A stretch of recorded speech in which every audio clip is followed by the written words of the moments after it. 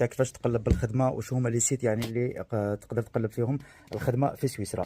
عادي نديروا دو يعني ديمونستراسيون بالنسبه للناس اللي راهم سواء في الدول المجاوره قراب لسويسرا، ولا بالنسبه لخواتنا اللي راكم في الجزائر. من ناحيه الشبكه اللي عادي تشوفها هنايا على يدي اليسرى، هذوك ثاني دي سيت يعني تقدر تقلب فيهم، سواء كما يقولوا سكوت 24، ولا عندك شو اسمه فينونس، ولا عندك ثاني كما يقولوا جوب وينر الى اخره، اللي تشوفهم في الشبكه ثاني تقدر تقلب فيهم. تقدر تخدم ثاني بروفيل فيهم، ودير شو يسموه تحط السي في تاعك لداخل، ودير نفس لي طاب اللي عاد ديرها في الانديد ولا عاد ديرها في الجوب اوب. هكذا نفوتو تو سويت بلا ما نطول معاكم، نروح نديروا لا ديمونستراسيون لي دو ابليكاسيون هذو. اسمع مليح الفيديو باش تفهم، قادر تخرجك في ابليكاسيون واحده اخرى ماشي هي ميم با اللي راك تقلب عليها ولا البلاد اللي راك تقلب عليها. يلا نفوتو تو سويت الفيديو باش ما نطولوش في خاوتي. اي سؤال، اي اقتراح، ولا اي حاجه ما فهمتهاش حطها لي في